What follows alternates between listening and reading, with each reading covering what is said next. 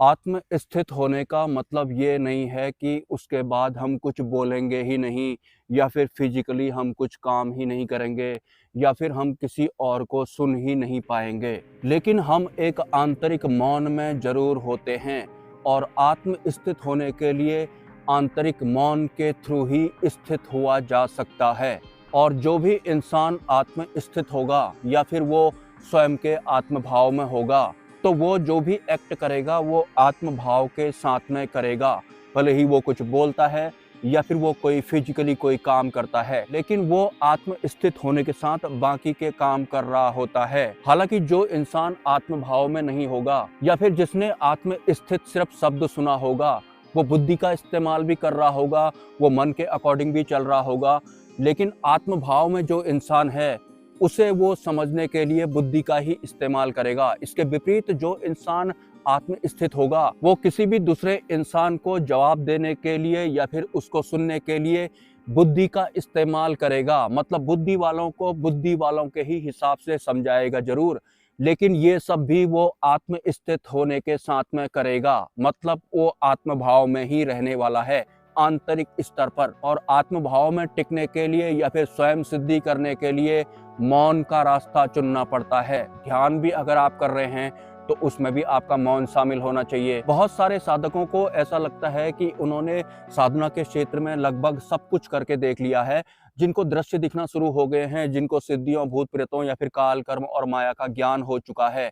उन्हें ऐसा लगता है कि मैं कहीं नहीं पहुंच रहा हूं। मैंने एक वीडियो में बताया था, वो आपको सिर्फ और सिर्फ उस खालीपन की वजह से लगता है, जो कि वही वास्तविक सत्य होता है जिसकी वजह से ये सब कुछ होता है। और जिस खालीपन या फिर वास्तविक सत्य का प्रतिनिधित्व सत्पुरुष करते हैं, अक्षर ब्रह्म करते हैं, या फिर सतगुरु करते हैं, उसी खालीपन को आप मौन कह सकते हैं। उसी खालीपन को आप आत्मभाव में रहना कह सकते हैं, आत्म स्थित होना कह सकते हैं। वो वही खालीपन होता है जिसकी वजह से हर इंसान को या फिर साधक को ऐसा लग रहा होता है कि सब कुछ तो मैंने करके देख लिया है, लेकिन पता नहीं कहीं ना कहीं कोई कमी है, मैं कहीं पहुंच क्यों नहीं पा रहा हूं। उसी खालीपन की वजह से ऐसा आपको लगता है। उसी खालीपन का प्रतिनिधित्व हमारे अंतिम गुरु करते हैं। और उस खालीपन में स्थित होने का या फिर टिकने का बिल्कुल भी ये मतलब नहीं है कि हम फिजिकली कोई काम नहीं करेंगे, या फिर हम कुछ बोलेंगे नहीं, या फिर बुद्धि का इस्तेमाल करके अगर हमसे कोई तर्क वितर्क जैसा कर रहा है।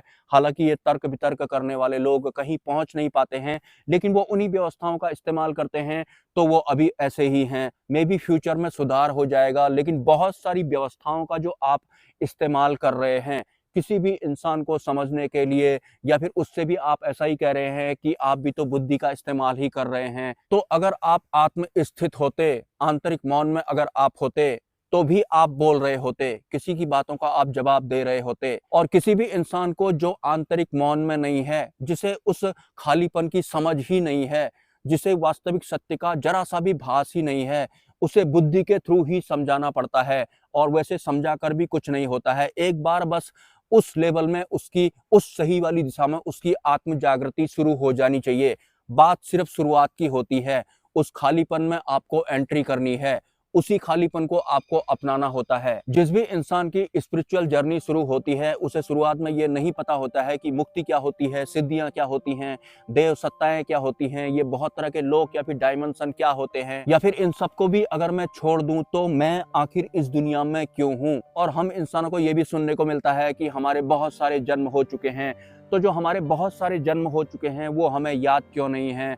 अगर हुए ही थे हमारे पहले के बहुत सारे जन्म, तो हमें अपने पूर्व जन्म के माता पिता वगैरह क्यों याद नहीं है, हमें कुछ भी क्यों याद नहीं है, क्यों हमें हमारे पूर्व के जन्म या फिर माता पिता वगैरह भुला दिए जाते हैं। और इस जन्म में जो हमें स्वप्न दिखाई पड़ते हैं या फिर जो अनजान दृश्य दिखाई पड़ते हैं, वो क्या होते हैं, उनसे हमारा क्या लिंक होता है। देर दुरुस्त एक साधक को ये पता लगता है कि शरीर के रूप में आने का हमारा एकमात्र मकसद होता है मोक्ष प्राप्त करना, ब्रह्मांड की सबसे बड़ी सिद्धि प्राप्त करना। लेकिन ये पता लगने तक भी उस इंसान को पता नहीं होता है कि आखिर मैं कौन हूँ। मतलब संचार नहीं हुआ होता है, सिर्फ पता लगा होता है। और जिस भी हिसाब से वो आज तक अपने आप को भर रहा होता है, भले ही वो साधनाएं करके भर रहा हो या फिर कई सारी मान्यताओं और धारणाओं के साथ उसने अपनी आंतरिक व्यवस्था को भरा हुआ हो, एक तरह से इकट्ठा ही कर रहा होता है एक इंसान, और उसी हिसाब से वो वास्तविक सत्य को भी समझने की कोशिश कर रहा होता है, उस खालीपन को समझने की कोशिश कर रहा होता है। उस वास्तविक सत्य या फिर खालीपन में इंसान इसलिए नहीं टिक पाता है क्योंकि वहां पर उसे कुछ अटपटा जैसा लगता है, वो भर नहीं रहा होता है जैसे कि वो आज तक भरा हुआ होता है।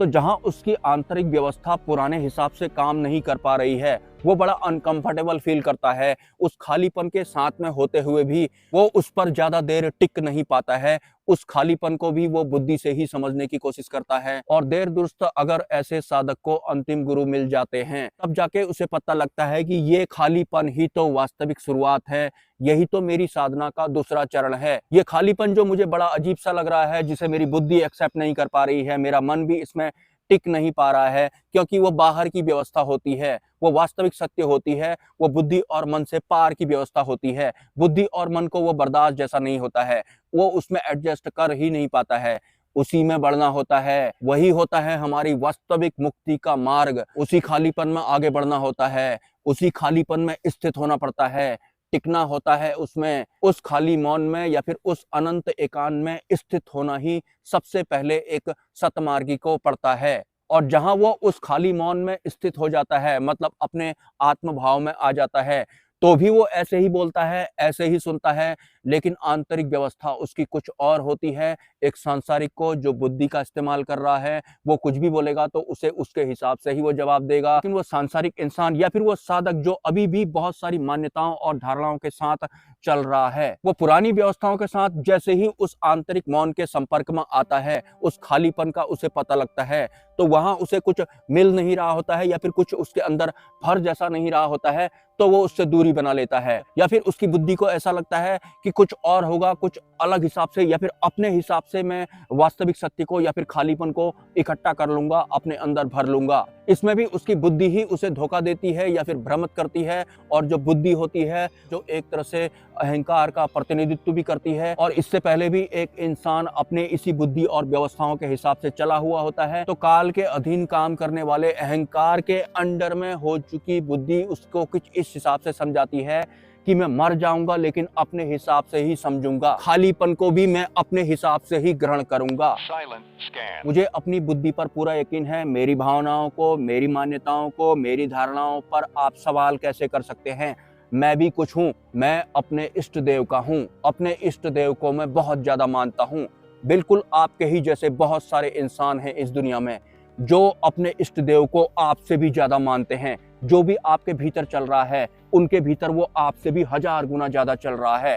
सही बताऊं तो वो कहीं नहीं पहुंचने वाले हैं। यकीन मानिए, जितना आप अपने इष्ट देव को मानते हैं, ठीक उसी तरह से बिल्कुल आपके ही जैसे वो हैं, लेकिन उनकी क्वांटिटी बहुत ज्यादा है, आपसे बहुत ज्यादा वो अपने इष्ट देव को मानते हैं। आपने तो पूर्ण आसक्ति के साथ पलटवार किया भी नहीं, वो तो पूर्ण आसक्ति के साथ ही पलटवार करने वाले हैं। उनकी आंतरिक व्यवस्था कुछ ऐसी है, आपकी तो अभी थोड़ा कम है। चलो, आप अपने इष्ट देव के हैं, आपको अपने माता पिता का नाम तो याद ही होगा। पूर्व जन्म वाले माता पिता के बारे में आपकी आंतरिक व्यवस्था क्या कहना चाहती है? क्या आपकी आंतरिक व्यवस्था आपके पूर्व जन्म को नहीं जानना चाहेगी? जानने से मेरा मतलब है जीना नहीं चाहेगी क्या? अगर आप अपने पूर्व जन्म को जीना चाहें, तो क्या आपकी आंतरिक व्यवस्था उस लेवल की है? क्या जी पाएंगे आप अपने पूर्व के किसी जन्म को? या फिर इस पेड़ को जी पाएगी क्या आपकी आंतरिक व्यवस्था? मैं आपके वीडियोस देखता हूं, मैं आपकी इज्जत करता हूं, आप भी समझें, भावनाओं की कद्र करें, मेरी इंटरनल जो भी व्यवस्था है उसको समझें। आप जो गौतम बुद्ध थे आपने उनको जाना, जो महावीर थे आपने उनको जाना। क्या गौतम बुद्ध ने या फिर महावीर ने कभी ये कहा कि मेरी इज्जत करो, मेरे भावनाओं की कद्र करो, जो मैं हूं उसको समझो? कभी कहा क्या किसी भी चैतन्य पुरुष ने ऐसा कि मेरी भावनाओं को समझो, मुझे समझो, अरे मैं अंदर से कैसा हूं मुझे समझो? बहुत इंपॉर्टेंट चीज है वो आत्म जागृति में चल रहे थे, उन्होंने अपना जीवन जिया था, बुद्धि और मन के हिसाब से सरवाइव करने वालों को जैसा समझ में आया उस हिसाब की उन्होंने मान्यताएं बना ली और धारणाएं बना ली, और उसके बाद बोलने लगे कि जिन्होंने किताबें लिखी हैं उनको समझो, उनकी भावनाओं को समझो। ये समझने वाले कहीं नहीं पहुंच पाते हैं, ये मान्यताओं और धारणाओं वाले भी कहीं नहीं पहुंचने वाले हैं। इस बात में कोई भी पॉइंट नहीं है कि मैं आपके वीडियोस देखता हूं, आपको लाइक करता हूं, आप मत करो मेरी इज्जत या फिर आप मेरी इज्जत करो। लेकिन क्या आप आत्मभाव की तरफ बढ़ रहे हैं? क्या आप आत्म स्थित हो पा रहे हैं? इज्जत करना या फिर ना करना वो तो साइड बिजनेस है, उसका कोई अस्तित्व है ही नहीं। ठीक इसी तरह से लोग गौतम बुद्ध को भी समझ रहे थे और महावीर को भी समझ रहे थे, या फिर जितने भी अन्य चैतन्य पुरुष हुए थे उन्हें भी उन्होंने इसी तरह से समझा, मान्यताएं बनाई, धारणाएं बनाई और वो उन्होंने इज्जत करना शुरू कर दी। उन्होंने कभी ये नहीं कहा कि तुम मेरी इज्जत करो, मुझे समझो, अरे देखो मेरी आत्म जागृति हो चुकी है, मुझे समझो, इज्जत करो मेरी, या फिर तुम मेरी ना इज्जत करो, तुम मेरे बारे में किताब लिखो या फिर ना लिखो, उससे उन्हें कोई मतलब नहीं था। एक साधक जो आत्म स्थित होता है या फिर जिसकी अंतरिम जागृति हो चुकी होती है, उसे अगर कुछ सही लगता है अपनी यात्रा के दौरान तो सिर्फ एक चीज सही लगती है कि उसके सानिध्य में किसी दूसरे इंसान की आत्म जागृति शुरू हो गई है। बस आप उनकी इज्जत करो ना करो, इससे उनका कोई लेना देना नहीं होता है। जैसे कि इस्लाम की बात करूं तो जो मंसूर थे उनकी भी अंतरिम जागृति हो गई थी, लेकिन उनकी अंतरिम जागृति को कोई समझ पाया क्या? जो भी उनके आसपास में थे कोई भी समझ नहीं पाया। बुद्धि और मन के हिसाब से उन बाकी लोगों ने रिएक्ट किया था। वास्तव में जो मंसूर थे वो मुक्ति की ओर अग्रसर हो चुके थे, उनकी आंतरिक व्यवस्था कुछ और थी। एक सांसारिक इंसान जो बुद्धि का इस्तेमाल कर रहा है, मन के हिसाब से बहुत सारे तामझामों के साथ वो किसी को भी समझने की कोशिश कर रहा है, किसी और का मैं नहीं कह सकता हूँ, लेकिन जो अंतरिम जागृति में होते हैं, जो आत्म स्थित होते हैं, उनको ऐसा इंसान नहीं समझ सकता है। तो एक बहुत बड़ी उपलब्धि को जो कि हम मनुष्यों की मुक्ति का मार्ग प्रशस्त कर सकती थी, कुछ लोगों ने उनको गवा दिया। कुछ लोगों ने नहीं, बहुत सारे लोगों ने उस सुनहरे अवसर को गवा दिया। पता है किसकी वजह से? इस बुद्धि की वजह से। उन्होंने कभी ये नहीं कहा कि मेरी इज्जत करो या फिर मेरी ना इज्जत करो। वो जो थे, जो उनके अंदर बह रहा था, वो अगर किसी दूसरे इंसान के अंदर बह जाता तो वही एक साधक की तृप्ति होती है, जो आत्म स्थित होते हैं, जो आत्म भाव में होते हैं, या फिर सत्य का संचार जिनके भीतर हो रहा होता है। लेकिन बुद्धि और मन वाले, कई सारी मान्यताओं और धारणाओं वाले कुछ और ही बन जाते हैं। वो काल के अधीन, अहंकार के अधीन वाली बुद्धि के हिसाब से समझ रहे होते हैं कि मैं मर जाऊंगा लेकिन अपनी बुद्धि के हिसाब से ही समझूंगा, भले ही वास्तविक सत्य हो या फिर ट्रांसपेरेंट कण कण वाली ऊर्जा ही क्यों ना हो, मैं अपनी बुद्धि के हिसाब से समझूंगा, इस लायक तो मैं हुई। ये होता है अहंकार। एनीवेज, इस टॉपिक पर अभी मैं चर्चा जारी रखूंगा और मुझे बोलना पड़ता है कि सपोर्ट कीजिए, और इन शब्दों से या फिर मेरे लिखने से कोई अन्य इंसान कुछ और ही समझ सकता है और वो कहीं और ही पहुंच जाएगा। मे बी वो सबसे बड़ी चीज से चूक जाएगा। इसलिए मैं बोलता हूं कि मुझे बोलने की जरूरत नहीं पड़नी चाहिए।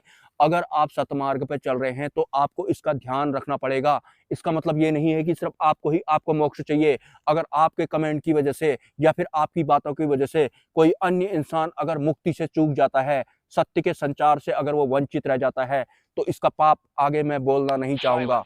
नमस्कार। Silent scan. Silent scan. Silent scan. Silent scan. Silent scan. Silent scan. Silent scan.